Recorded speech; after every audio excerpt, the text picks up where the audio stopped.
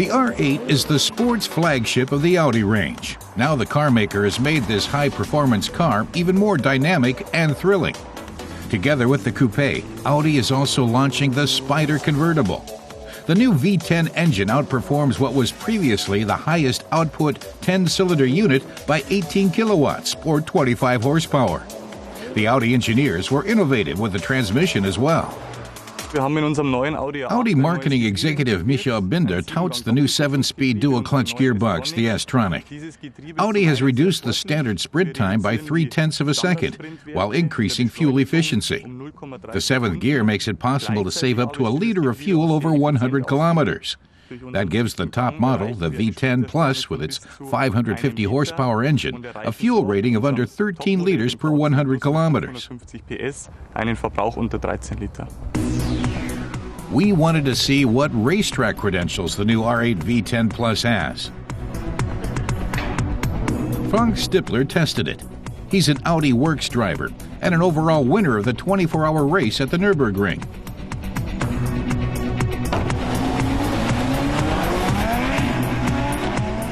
The newly developed 7-gear S-Tronic has a launch control function that ensures optimum traction when starting.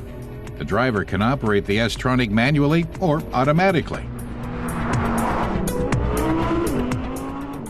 With 550 horsepower and 540 newton-meters of torque, the car catapults from 0 to 100 kilometers per hour in 3.5 seconds. Top speed is 317 kilometers per hour.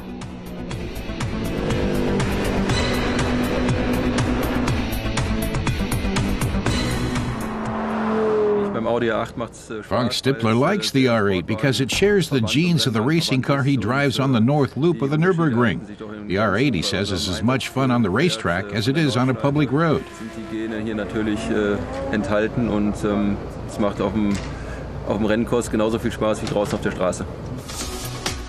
And this is the Audi R8 LMS Ultra, which Frank uses in endurance races in the GT3 class. The body shell is made of carbon fiber and aluminum.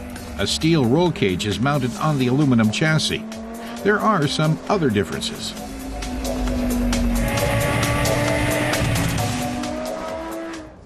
A race car driver notes changes to the car's tires, the aerodynamics, and the lower total weight. A race car does without comfort and thus weighs about 1,250 or 1,300 kilos, depending on the class. That's what makes the big difference.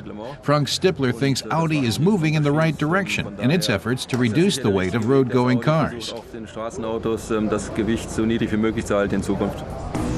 The body plays a huge role in a vehicle's weight. In the new R8, it weighs only 210 kilograms. That takes the top model to a total of 1,570 kilos. Michael Binder explains Audi's Ultra technologies. In the new top model, the Audi R8 V10 Plus, they have cut total weight by 50 kilos. The weight is also better distributed. The rear metal engine design puts 57% of the weight on the rear axle, 43% on the front. So the rear dominates in providing power.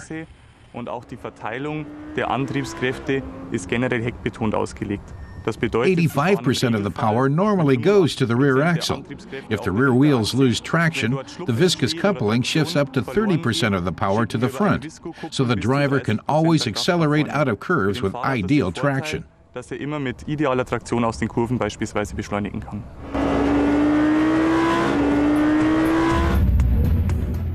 But will this super sportster bend to the will of someone who has never before commanded so much power? The car is foolproof, says our driver. It has all-wheel drive oriented to the rear. Power sliding is covered, but the electronic stability program can also prevent it. So the R8 V10 Plus is for everyone. For the expert who wants to drive without ESP, but also for drivers looking for an ESP sports car compromise. And even a total beginner will find it speedy but safe.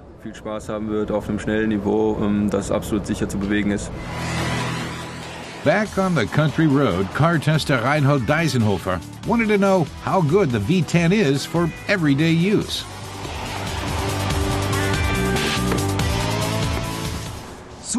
He says the car has top-notch brakes, great suspension, and very responsive steering, the way a super sports car should be. But can it go slowly and smoothly in town?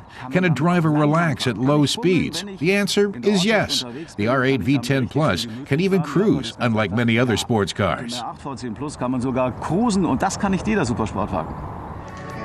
This Super Audi is a sensation, whether moving fast or slow. For those who want to try it out, the V10 costs 173,200 euros in Germany. But that's a bargain compared to the race car version, which is worth almost 400,000.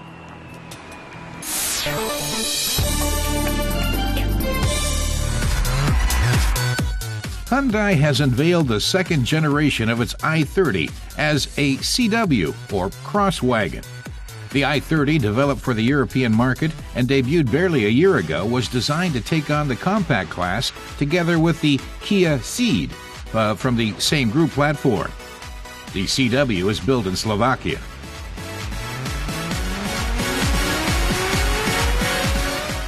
For an extra 1,400 euros, the CW measures 19 centimeters longer than its comparable hatchback sibling.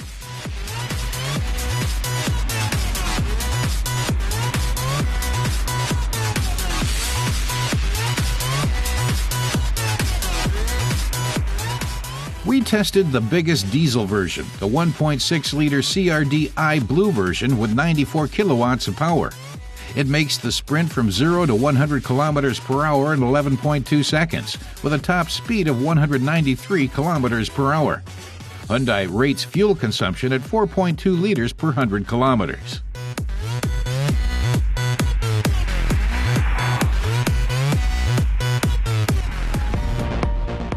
The i30 CW's front tapers down to a wedge. Xenon bulbs are available for the headlights. Dynamic bending lights are standard. A peak torque of 260 Newton meters gets it moving.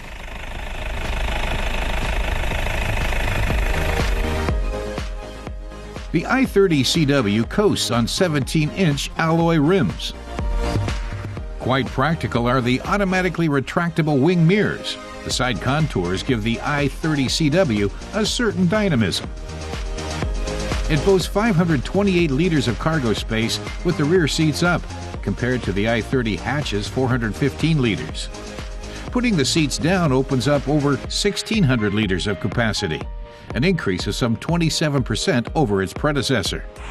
Among the i30 CW's many technical functions are a smart key system that opens the doors without keys, cruise control, and dual-zone climate control.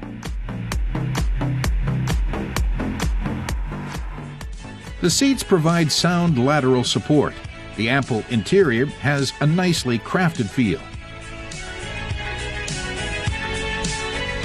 The center console is uncrowded, sporting a 7-inch touchscreen monitor. All the buttons are conveniently arranged and easily accessible.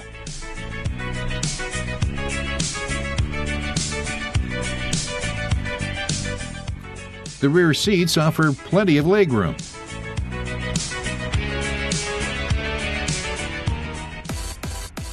The i30 CW is already on the market, starting at 17,290 euros in Germany, but we'd have to pony up at least 22,970 euros for the blue version we tested. Either way, Hyundai's new cross wagon is a real challenge for the competition.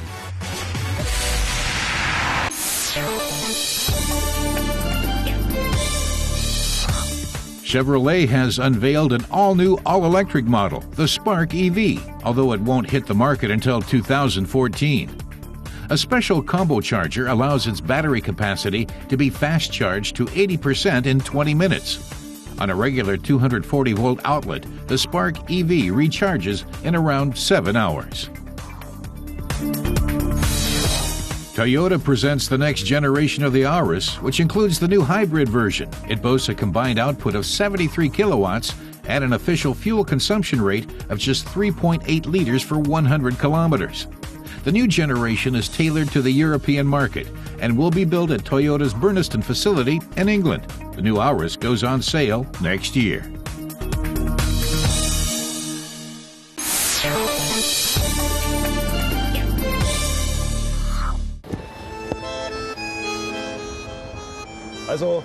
Car tester Torsten Link doesn't normally cover up a car's logo, and he's not doing it because he thinks it's ugly or because he's rude, but to play a little guessing game with passers-by. What make of car this could be? This man reckons a Renault or a Dacia or something like that. A Mercedes? He doesn't agree. And this guy identifies it as a Renault Kangoo. They're right and wrong. This new Citan is officially a Mercedes, even if not a genuine one. Mercedes had no models of its own to fill the niche of compact high-roof station wagons, and so teamed up with someone who did, Renault. The French car maker practically invented this segment with its Kangoo. Mercedes wanted its piece of the action. The Citan and Kangoo are design siblings. The Citan is the first product of the Mercedes and Renault partnership. It's even assembled by Renault.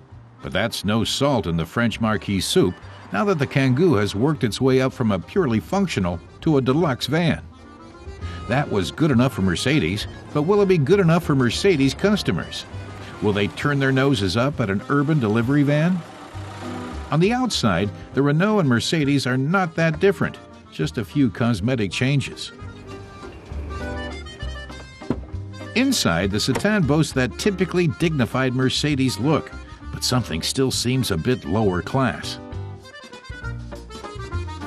Easily scratched hard plastic, finger width cracks, bare steel and zippered seat covers. None of this seems worthy of a Mercedes. But the Citan makes up for it with some nifty ideas. The sliding doors let passengers slip easily into their seats, and big people won't feel squished. The rear seat bench can disappear almost completely if need be. With up to 3,000 liters of cargo space with lots of compartments, including overhead stowage, the Citan is ideal for families with lots of baggage. The Citan is intended more as a utility than a passenger vehicle, however, so Mercedes is marketing it as a delivery and small cargo van for tradesmen. Thorsten says Mercedes is projecting some 75% of all Citan sales as a city transporter, and he points out in Copenhagen there's a demand. The Danish capital has turned into a hub of European furniture design. Connoisseurs from every continent come here, to the renowned Hansen Company, for instance. It's been around for over 100 years and could be called the Mercedes of furniture makers. Thorsten would like to see their most famous item. This is an egg chair designed in 1958 by Arne Jacobsen for SAS in Copenhagen. Nowadays, a chair like this would cost upwards of 4,600 euros covered in fabric, and almost double that in leather. The bulky chair even fits in standing up. That seems worthier of a Benz than a Kangoo. Until now, the cheapest Mercedes model out there was the most basic A-Class for 24,000 euros. What would the tourist guess this one costs? You won't get a Daimler for under 20 or 25,000. This pensive passerby would pay 17,000. 17.000 Euro zahlen. Right on the money. Mercedes is asking around 17,500 for the Citan's entry model, a tad below its principal city van competitor, CW's Caddy. Torsten Link is really surprised and sure that lots of people will appreciate that aspect, not just tradesmen. Even if it means going without common features such as active cruise control or built-in navigation systems, not even available here as options. The Citan is more a workhorse than a show horse. The 66 kilowatts of the most powerful diesel version are all right for urban conditions, but a bit sluggish on the open road. The 81 kilowatt version won't be out until next year. Torsten sums up, it'd be hard to find more utility for less money under as good a name anywhere else, even if the Citan is hardly a real Mercedes. That will also apply in a way for the next smart model to come out, by the way. Starting in 2013, it'll be using the Renault Twingo's technological base. That might knock a few euros off its price.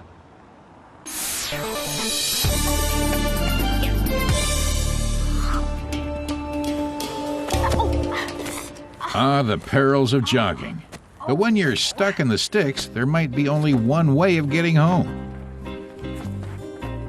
She might be hobbling, but she's still okay to drive, isn't she? Yeah, as long as you can still move your hands and feet. If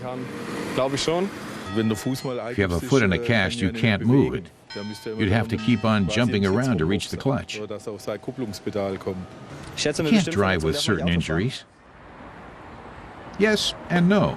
In Germany, there's no rule as such against driving with an injury, provided you can drive safely.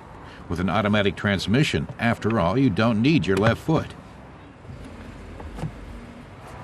Legally, you can only get behind the wheel if you won't pose a danger to anyone. If you can't engage the pedals, you needn't bother getting in. And if you do, then you'll end up in trouble, explains lawyer Bjorn Sager. It could mean a fine, a jail sentence, and definitely losing your driving license. How about arm injuries? Do you have to keep both hands on the steering wheel at all times? Your hands on either side of the wheel? Yes. Well, I need both hands to drive. Except when you're changing gear. But otherwise, yes. But that's not quite right. The law does not require drivers to always keep both hands on the steering wheel. What matters is being able to drive safely and without hindrance. Otherwise, if something does happen, and it could have been prevented by using my right hand, then I wasn't fit to drive. Then there's the question of deteriorating eyesight as we get older.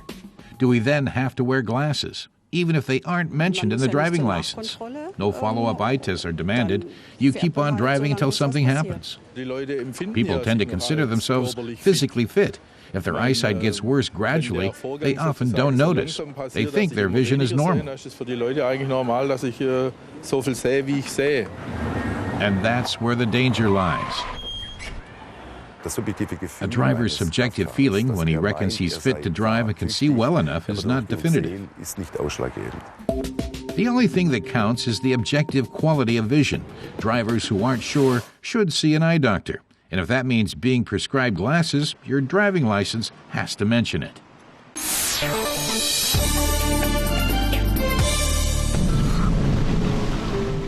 The idyllic calm of the islet of Rügen off Germany's Baltic Sea coast, today rudely interrupted by the classic sound of a classic East German automobile. During the communist era, the roads here were dominated by the rattling of two-stroke engines, the Wartburg, the Melkus, the Simpson, the MZ, or the most iconic East German car, the Trabant. Our car reviewer Christoph feels a bit sorry for the good old Trabi. It spent decades pottering along the roads of East Germany, choking pedestrians with its two-stroke exhaust, but getting an entire country on the move. And in return, it receives only ridicule. Some milestone. When the first Trabant was launched in 1957 under the name P50, it could hold its own against West German models. Its 13 kilowatts may not have been a threat to the Gogo-mobile or the VW Bug, but the latter certainly didn't leave their eastern cousins far behind. Not for the time being, at least.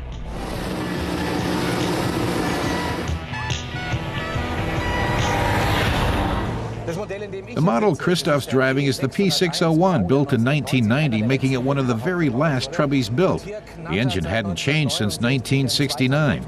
A two-stroke unit with 600 cc's and just 26 horsepower. Not exactly state-of-the-art as the 1990s dawned. The Communist Revolution was deemed more important than any automotive evolution. Cars essentially remained all about function rather than form. The Trabi's design barely moved on after 1964, and its engine setup soon became outdated.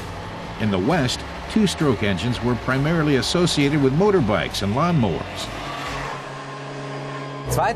Two-stroke engines are pretty simple, low-cost, and easy to service. That was a big advantage given East Germany's struggling industry. But you really had to use big revs to get proper pace out of the car, and a lot of shifting. The Trabi has a simple gear lever protruding from the dashboard. It was nicknamed the walking stick, and understandably so. Short, Swift gear changes were practically impossible, so driving was not much fun. But the Trabi was ideal for East Germans vacationing in neighboring communist countries. The antiquated leaf springs cope with low-quality paving, and a top speed of 110 kilometers per hour was sufficient for many Eastern European roads. It didn't get you there fast, but it got you there. The Trabi's body earned it a variety of derogatory names involving cardboard or plastic. The material in question was Duroplast, a hard composite substance born out of necessity. There was a massive shortage of sheet metal in East Germany. The West stopped supplying steel in the wake of the Cold War trade embargo, and the material provided by the Soviet Union was not exactly of the finest quality. Despite the Duroplast, the Trabi was still prone to rust because of the metal shell underneath the composite skin.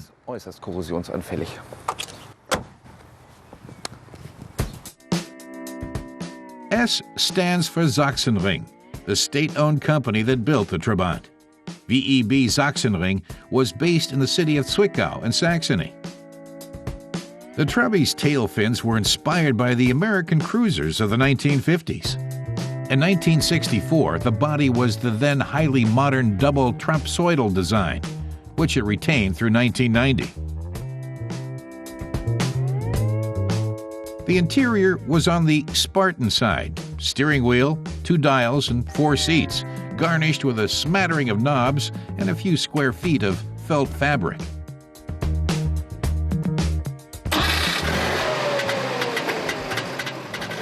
Sitting at the back was the 2-cylinder 2-stroke engine with a 0.6-liter displacement and that familiar rum-wum. Christoph is checking out the Trabant S model. S for sporty? No, it likewise has the standard 2-stroke engine with 26 horsepower. The S stands for Sonderwunsch, or special option. The optional extra in this case is a little compartment under the dashboard. There's no fuel tank display, however. That was only available in the deluxe version. The standard model came with a dipstick. It looks like the tank still got a bit of juice in it.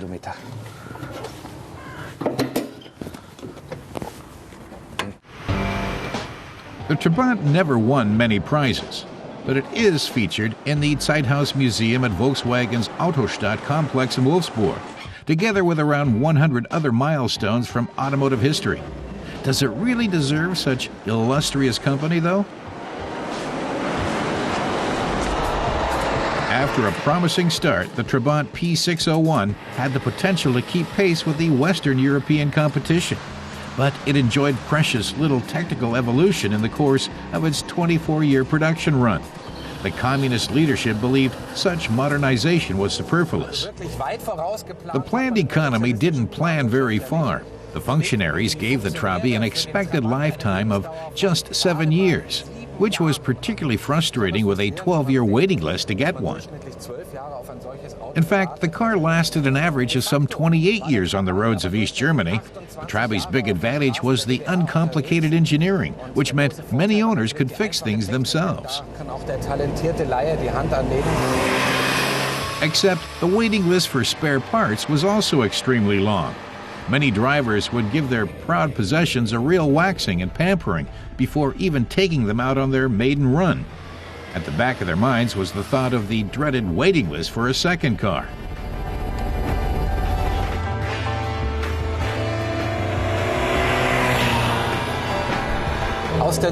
But the Trabi was something of a technical pioneer. It may not have been the first production car with a composite body.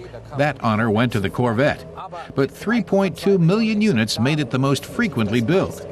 An entire area of popular culture still surrounds the Trabi, while it also serves as a metaphor for the political and economic situation under communism. All in all, it deserves to be called a milestone, rather than milestone of automotive history.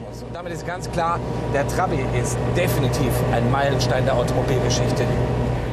So if you can cope with a 2-stroke technology and also have a soft spot for old-school purism, you could do worse than try out a Trabi.